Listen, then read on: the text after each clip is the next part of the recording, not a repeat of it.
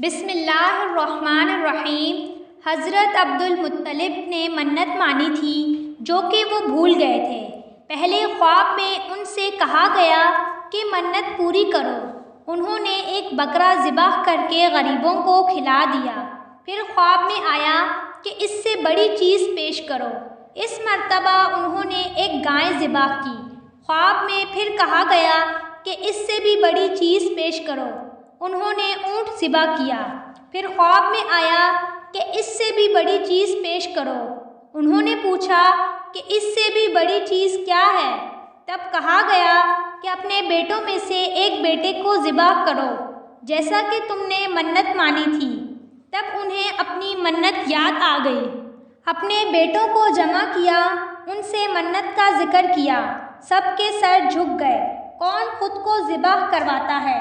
آخر حضرت عبدالمطلب کہنے لگے کہ کون ہے جو اس میری منت کو پوری کرے گا؟ عبداللہ کہنے لگے، ابا جان آپ مجھے ذبح کر دیں۔ یہ سب سے چھوٹے تھے اور سب سے زیادہ محبت بھی حضرت عبدالمطلب کو انہی سے تھی۔ انہوں نے چھری لی، عبداللہ کو بازو سے پکڑا اور انہیں ذبح کرنے کے لیے نیچے لٹا دیا۔ جیسے ہی انہوں نے بیٹے کو لٹایا، عباس سے یہ برداشت نہ ہو سکا اور وہ فوراً آگے بڑھے اور بھائی کو کھینچ لیا۔ اس وقت یہ خود بھی بہت چھوٹے تھے۔ ادھر عبدالمطلب نے اپنے بیٹے عبداللہ کو کھینچا۔ اسی کھینچا تانی میں عبداللہ کے منہ پر خراشیں بھی آئیں۔ ان خراشوں کے نشانات مرتے دم تک ان کے چہرے پر تھے۔ اسی دوران بنو مخدوم کے لوگ آئے۔ انہوں نے کہا کہ آپ اس طرح بیٹے کو ذبح نہ کریں، اپنے بیٹے کا فدیہ دے دیں۔ اب سوال یہ تھا کہ فدیہ کیا دیا جائے؟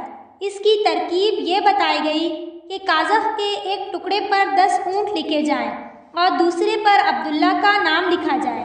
اگر 10 اونٹ والی پرچی نکلی تو 10 اونٹ قربان کر دیے جائیں۔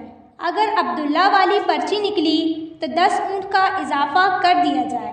پھر 20 اونٹ والی پرچی اور عبداللہ والی پرچی ڈالی جائے۔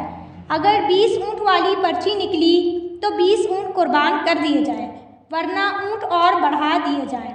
حضرت عبدالمطلب نے ایسا ہی کیا، 10 اونٹ بڑھاتے چلے گئے۔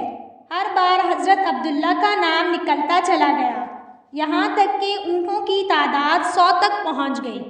تب اونٹوں والی پرچی نکلی۔ اسی طرح حضرت عبداللہ کی جان کے بدلے 100 اونٹ قربان کیے گئے۔ حضرت عبداللہ کو اب پورا اطمینان ہو گیا تھا کہ اللہ تعالیٰ نے میری جان کے بدلے یہ قربانی قبول کر لی ہوگی۔ انہوں نے کعبے کے پاس 100 اونٹ ذبح کیے۔ اس کے بعد عرب میں قانون بن گیا کہ آدمی کا فدیہ 100 اونٹ ہے۔ پیارے نبی صلی اللہ علیہ وسلم کے سامنے جب یہ ذکر کیا گیا تو انہوں نے بھی اس کی تصدیق فرمائی، یعنی فرمایا کہ یہ درست ہے۔